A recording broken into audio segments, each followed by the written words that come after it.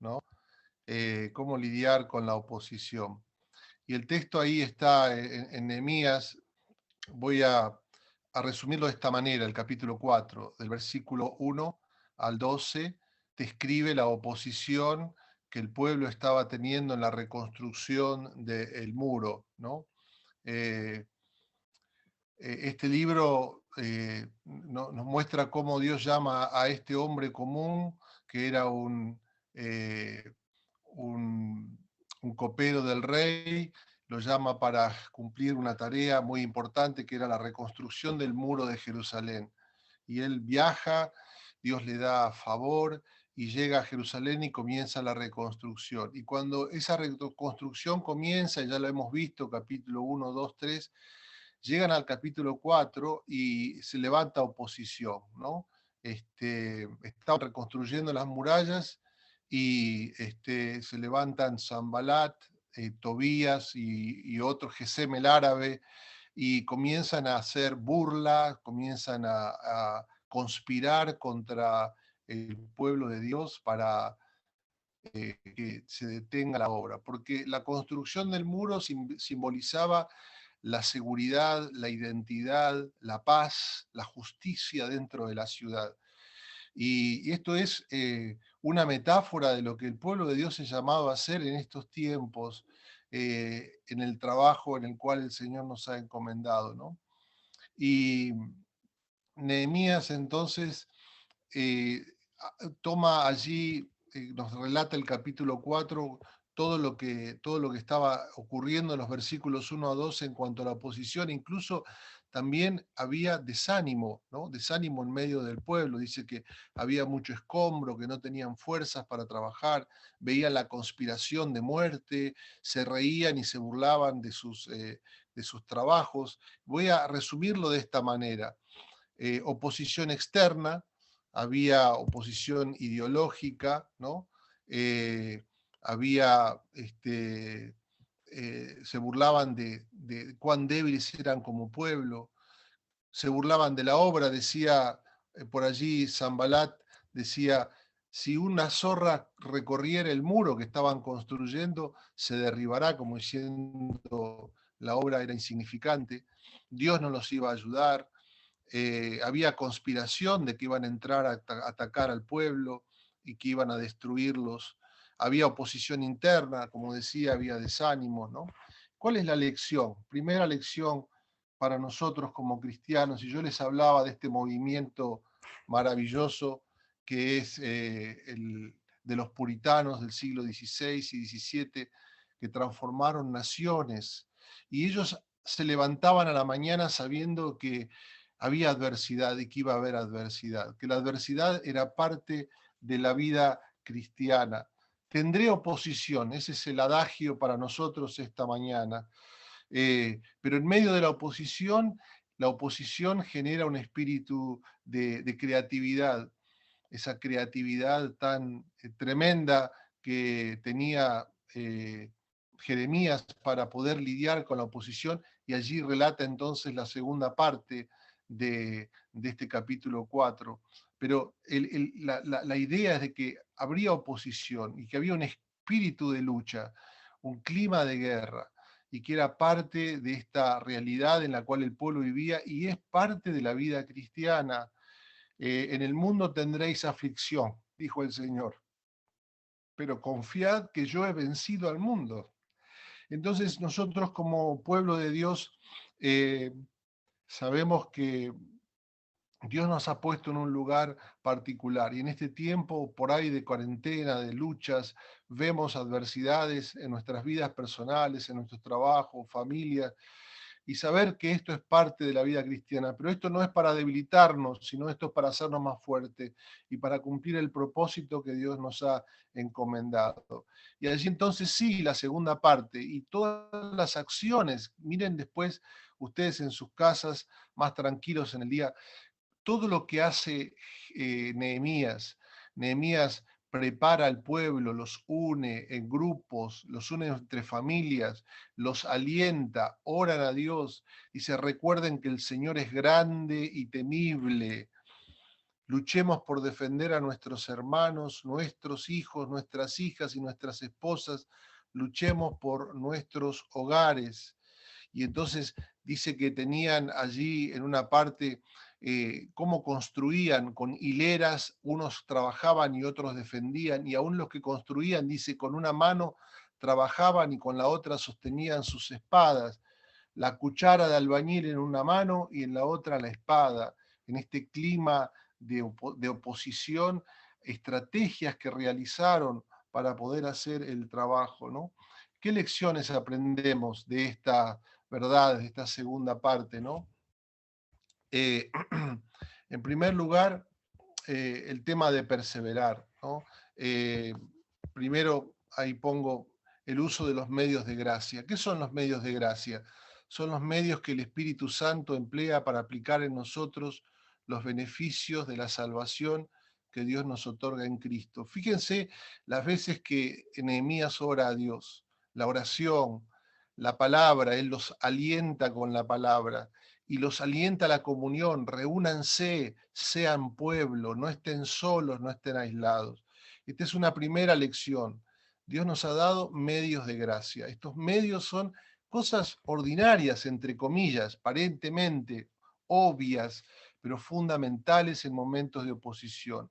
La oración, la palabra, la comunión, no podemos estar solos. No podemos estar sin la palabra, sin la escritura, sin la Biblia. No podemos estar sin oración. En segundo lugar, la perseverancia. Y me encanta esta verdad. Y yo lo pongo en estos términos, versículos 6 y 9, después léanlo. Cada día una hilera de ladrillos, ¿no? Estoy haciendo la diferencia. Este es el mensaje. Acá se salió la presentación. Cada día, cada día haciendo la diferencia, ¿no? Me pongo a pensar en el mensaje de los primeros evangélicos del siglo XVII, XVI. Ellos hablaban acerca del sacerdocio de todos los creyentes, el sacerdocio de todos los creyentes. Este es un valor fundamental, porque hasta ese momento el trabajo era una cosa y la vida espiritual era otra, una separación entre lo sagrado y lo secular. Pero la reforma evangélica trajo este énfasis y el aliento a que cada uno de nosotros, en el lugar donde Dios nos ha puesto, estamos haciendo la diferencia.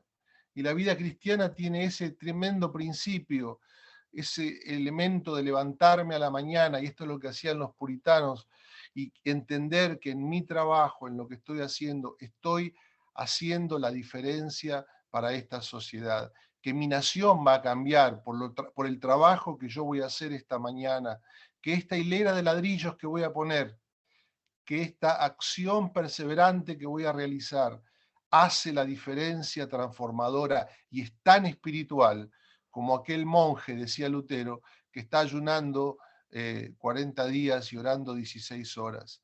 Esto es principio espiritual para nosotros. Yo recuerdo cuando tenía unos 7, 8 años, mi padre me hizo uno de mis primeros regalos y vivía en la ciudad de Córdoba y durante varios días él trabajó con otra persona, yo no sé bien cómo fue, y me regaló un día cuando volvía del trabajo, no me regaló eh, un cochecito, no me regaló una cápsula espacial de estas que había en esa época, que eran medio automáticas, me regaló un cajón de lustrabotas. Lo había hecho hacer especialmente para mí. Un cajón de lustrabotas y adentro lleno de pomadas, de cepillos. Y se sentó conmigo toda una tarde para enseñarme cómo se lustraban zapatos. Y me hizo contacto con los vecinos, con gente que pasaba por la calle, para que yo aprendiera lo que era el valor del trabajo. Y él me contó la historia de su propia vida, creciendo en la adversidad y en la pobreza, eh, y lo que significó el trabajo para él. No estoy diciendo con esto que está bien el trabajo infantil y demás, pero el valor del trabajo. Y él me habló acerca de la importancia del trabajo para nuestro país, para nuestra realidad, y creo que es un valor fundamental que debemos volver a adquirir. Y este es el mensaje de Nehemías, la importancia de perseverar en nuestro trabajo y que esto es la vida cristiana, ¿no?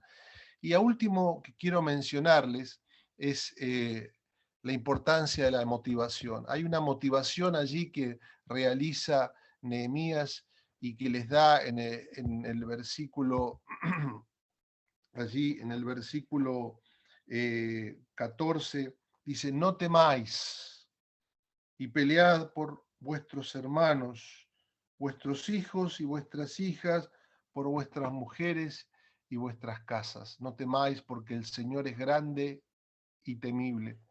Y Él los apunta hacia Dios, ¿no? Nehemías es la razón por la cual perseveraron y él se transformó en un superhéroe que movilizó a toda una sociedad. Toda esa sociedad necesitaba, y toda sociedad necesita hombres y mujeres que inspiran cambios, que representan el cumplimiento de nuestros sueños de felicidad, que nos dan alegría cuando sea, aunque por un momento nada más. Algunos superhéroes que están por un momento son como semidioses, tienen pies de barro, talón de Aquiles, una o muchas debilidades, y cuando nos dejan quedan en nosotros una profunda angustia, una sensación de desamparo y un vacío. Pero volviendo a Nehemías, él es el gran constructor, defensor e intercesor, y la gente lo sigue. Y gracias a él se mantienen firmes y siguen adelante. Sin él, el trabajo nunca habría tenido éxito. Y aquí, por supuesto, en este Nehemías hay una pálida sombra de nuestro Salvador, el Señor Jesús, quien es nuestro defensor, nuestro campeón. Jesús es quien nos reconcilia con Dios y derrota a nuestros enemigos que nos separaban de Él, nuestro egoísmo, la muerte y el enemigo. Él derrota a nuestro enemigo, el diablo, triunfando sobre él allí en la cruz. Jesús construye un templo, Jesús se da a sí mismo por su esposa para poder presentarla a sí mismo como una esposa radiante, ¿no es cierto? Y la ciudad celestial, la nueva Jerusalén, la ciudad que Jesús construye, un nuevo reino, una nueva sociedad. Él es nuestro Salvador, nuestro guardián, nuestro capitán. Él siempre vive para interceder por nosotros. Él es nuestro abogado ante el Padre. Y como Él está en nosotros, el proyecto que Dios nos da y nuestro trabajo va a triunfar, no puede fallar. Jesús nos alienta y con nosotros está en esta mañana